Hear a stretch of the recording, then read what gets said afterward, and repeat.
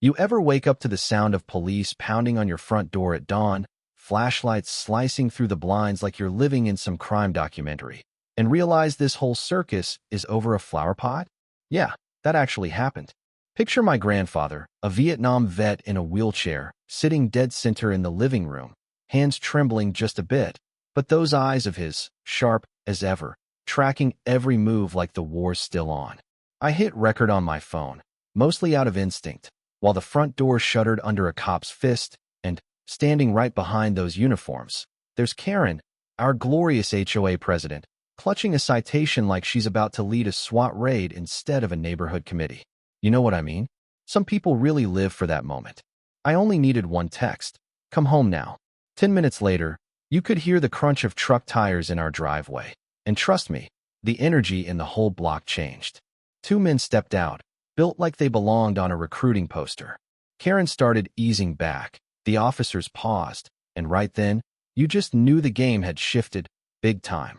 But let me back up a sec, because this story didn't start with that flower pot. And what happened next? Man, that was just the opening shot in a war Karen never saw coming.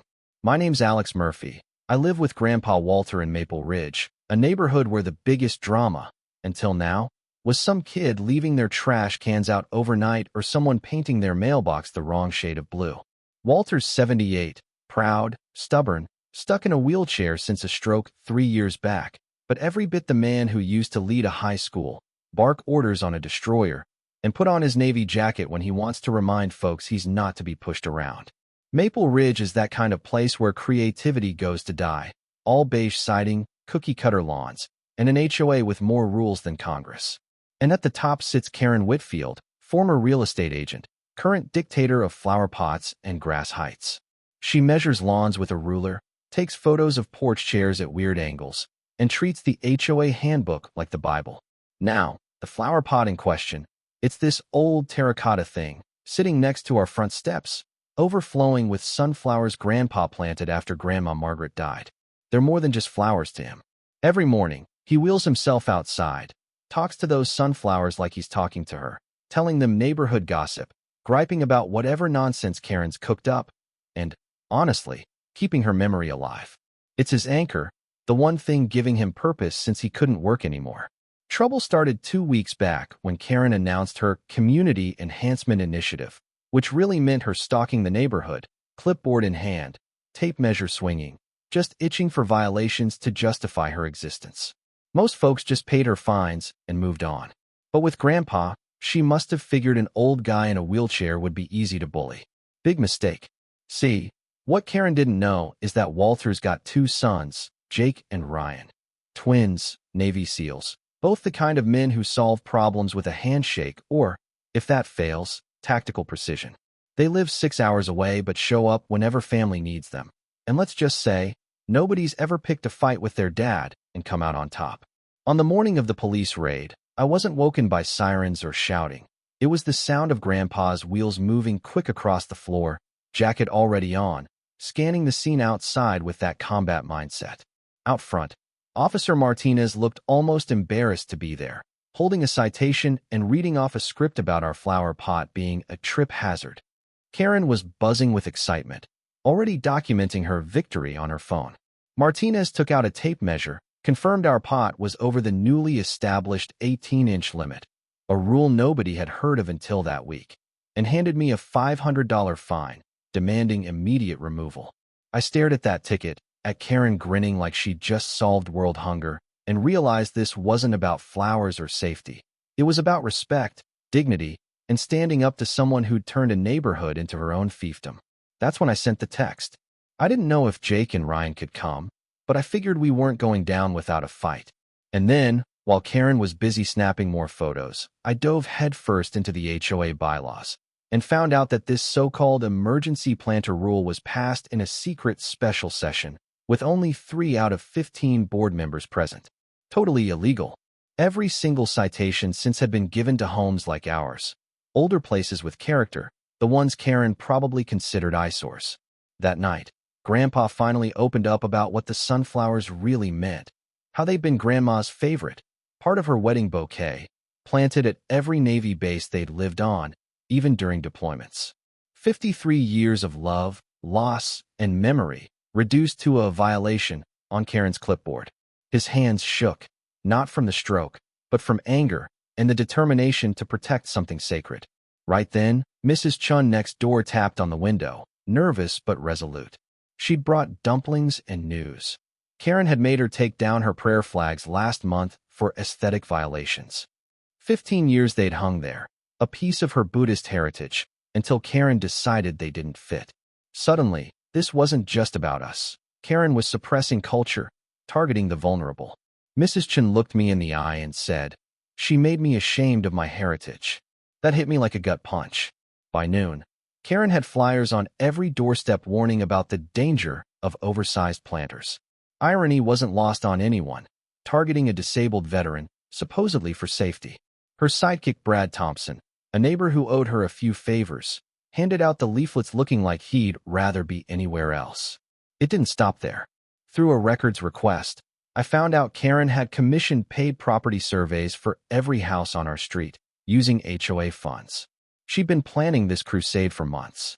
Jake called me back, voice steady. "She's targeting everyone, not just Grandpa.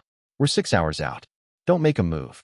But Karen was already escalating, scheduling news interviews, prepping her own dramatic narrative.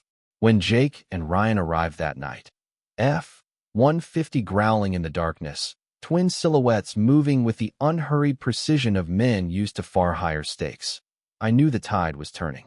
Grandpa's face softened, just a little, when he saw them. "Didn't tell Alex you were SEALs," he said, embarrassed. "Wanted to try myself first."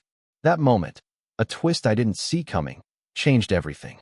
Through the blinds, we saw Karen at her window, spying with binoculars, probably plotting her next move.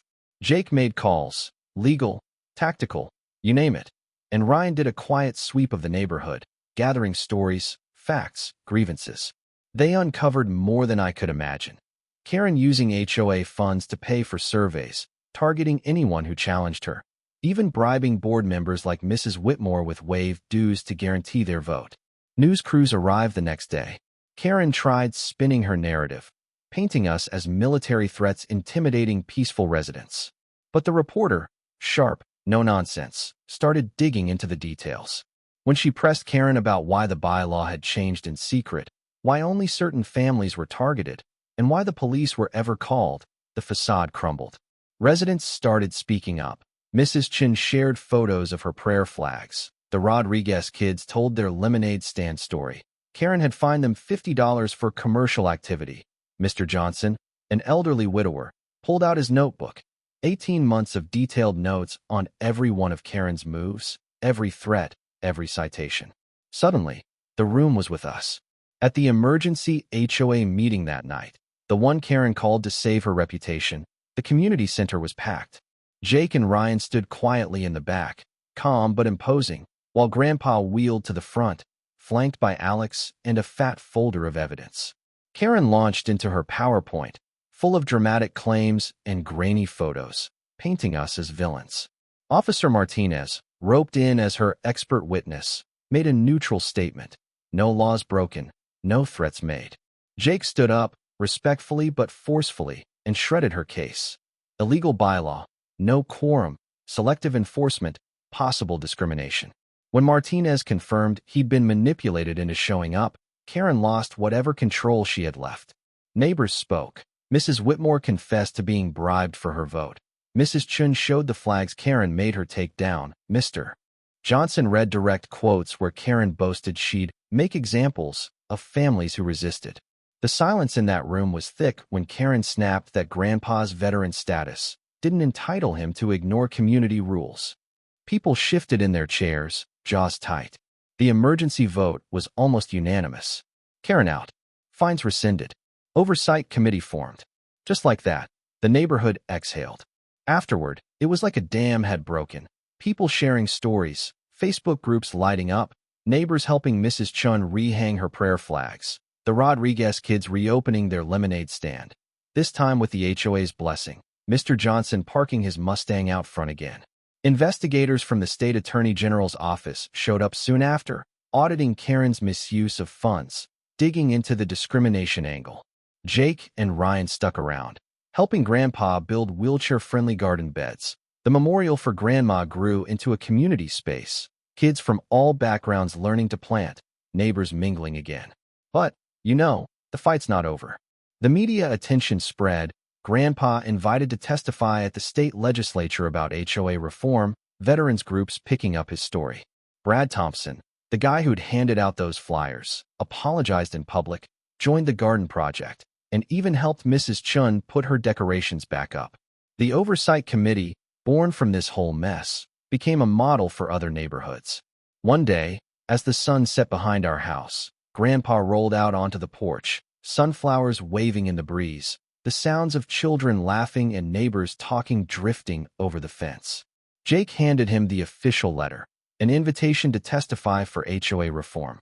"Looks like your flower pot started something bigger than you ever imagined," he grinned. And I realized, standing there, that what began as a petty fight over one pot of sunflowers turned into a battle for dignity, community, and common sense. And Grandpa, of all people, had become the champion we never knew we needed. So let me ask you, have you ever dealt with someone like Karen? Did your community ever rally together to fight back? Or did people just give in? Where's the line between order and control, between rules that protect and rules that oppress? Drop your thoughts below. Tell me who was right, who was wrong, and what you would have done in our place. Because honestly, the fight for justice doesn't end with a single victory. It just moves to the next block, the next story, the next person brave enough to stand up. If you believe communities should lift each other up, not tear each other down, hit that like button, share your story, and stick around. Because this isn't just a story about a flower pot. It's about all of us.